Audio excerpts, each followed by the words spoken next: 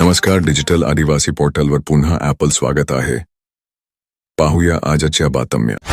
नंदुरबार शहरातील सोनारखुंट परिसरात असलेल्या भरत ज्वेलर्सच्या दुसऱ्या मजल्यावर शॉर्ट सर्किटने आग लागून नुकसान झाले आहे.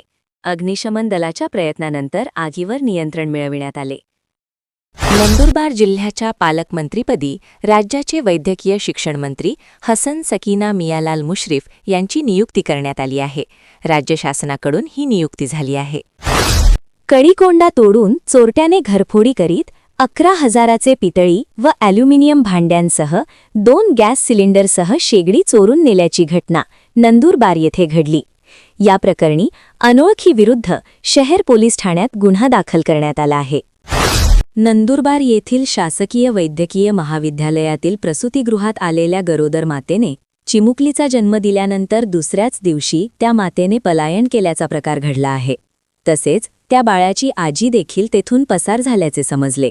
या प्रकरणी आईसह आजीविरुद्ध नंदुरबार शहर पोलीस ठाण्यात गुन्हा दाखल करण्यात आला आहे. मोहाचं झाड घेतल्याच्या कारणावरून लाकडी डेंगाऱ्याने मारहाण करीत एकाला जखमी केल्याची घटना धडगाव तालुक्यातील सोनल बुद्रुक येथे घडली. या प्रकरणी 4 जणांविरुद्ध पोलीस ठाण्यात गुन्हा दाखल करण्यात आला आहे. अक्कलकुवा तालुक्यातील पिंपरापाणी येथील चंद्रसिंग तुकाराम वसावे याने मोलगी येथे एका महिलेचा विनयभंग केला. बोलेरो गाडीजवळ घेऊन जात सदर महिलेचा हात धरून विनयभंग करण्यात आला आहे. तसेच धमकी देऊन शिवीगाळही केली आहे. याबाबत महिलेने मोलगी पोलीस ठाण्यात फिर्याद दिली आहे. त्यानुसार चंद्रसिंग तुकाराम वसावे याच्याविरुद्ध मोलगी पोलीस ठाण्यात गुन्हा दाखल करण्यात आला आहे. तपास हेड कॉन्स्टेबल किरण धनगर करीत आहेत. नंदुरबार शहरातील श्रीमती ही गो हायस्कूल व कनिष्ठ महाविद्यालयात पर्यावरण संवर्धनाच्या दृष्टिकोनातून प्लास्टिकमुक्त नंदुरबार हे अभियान राबविण्यात आले. विद्यार्थ्यांनी घरी निर्माण होणारे स्वच्छ प्लास्टिक संकलित करून प्लास्टिकचा पुनर्वापर करीत शालेय उपयोगी वस्तू बनविल्या आहेत. प्लास्टिक संकलन व पुनर्वापराचा पहिला टप्पा पार पडला. यावेळी प्राचार्या सुषमा शहा, अल्केमी पॉलिवूडचे संचालक वसीम काझी, रोटरी क्लबचे अध्यक्ष फादर केनी, डॉक्टर निर्मल गुजराती, देवेंद्र उपासनी, उपमुख्याध्यापक प्रशांत बागुल, पर्यवेक्षिका सीमा पाटील व पर्यवेक्षक भिकू त्रिवेदी आदी उपस्थित होते. महाराष्ट्र महावितरण कंपनीने 1,00,000 कोटी रुपयांचा वर्षाचा महसुलाचा टप्पा पार करून देशातील सर्वात मोठी कंपनी होण्याचा मान मिळवला आहे. सौर ऊर्जेच्या वाढत्या वापरामुळे आता राज्यातील उद्योगांना सोलर आवर्समध्ये सकाळी 9 ते 5 वीज वापरल्यास 25% सवलत मिळणार आहे. महावितरणने केलेल्या उपाययोजनांमुळे पुढील 5 वर्षांत विजेचे दर वाढण्याऐवजी दरवर्षी 1.2% कमी होतील, अशी ग्वाही मुख्यमंत्री देवेंद्र फडणवीस यांनी विधानसभेत दिली. राज्याच्या महसूल विभागात अतिशय मोठा घोटाळा उघडकीस आला आहे. महसूल विभागातील अधिकाऱ्यांनी सर्वसामान्य शेतकऱ्यांवर धनाढ्य लोकांच्या आमिषाला बळी पडून कशा प्रकारे गैरप्रकार केला आहे ते आता उघड झाले आहे. विशेष म्हणजे महाराष्ट्राचे महसूल मंत्री चंद्रशेखर बावनकुळे यांनी हा घोटाळा झाल्याचे मान्य केले आहे. तसेच या प्रकरणात कारवाई केली जात असल्याचे देखील चंद्रशेखर बावनकुळे यांनी मान्य केले आहे. या प्रकरणाची खूप मोठी व्याप्ती असल्याची माहिती स्वतः महसूल मंत्री चंद्रशेखर बावनकुळे यांनी विधान परिषदेत दिली आहे. आर्थिक वर्ष 2025 संपत आल्यामुळे मालमत्ता खरेदी विक्री व्यवहारांमध्ये वाढ होण्याची शक्यता लक्षात घेऊन नागरिकांची गैरसोय टाळण्यासाठी महत्त्वाचा निर्णय घेण्यात आला आहे. त्यानुसार मुंबई शहरातील सहजिल्हा निबंधक कार्यालयाच्या अधिपत्याखालील सर्व दुय्यम निबंधक कार्यालये सार्वजनिक सुट्ट्यांच्या दिवशीही सुरू ठेवण्यात येणार आहेत. नंदुरबार जिल्ह्यातील नर्मदा बचाव आंदोलनातील सक्रिय कार्यकर्त्याने शासनाकडून आर्थिक मोबदला व पुनर्वसनाचा लाभ घेतला असलेल्या प्रकरणाची पुढील 2 महिन्यात सखोल चौकशी करण्यात येईल, अशी माहिती राज्यमंत्री ॲडव्होकेट आशिष जयस्वाल यांनी विधानसभेत दिली. विधानसभा सदस्य आमशा पाडवी यांनी याविषयी संदर्भात विधानसभेत लक्षवेधी उपस्थित केली होती.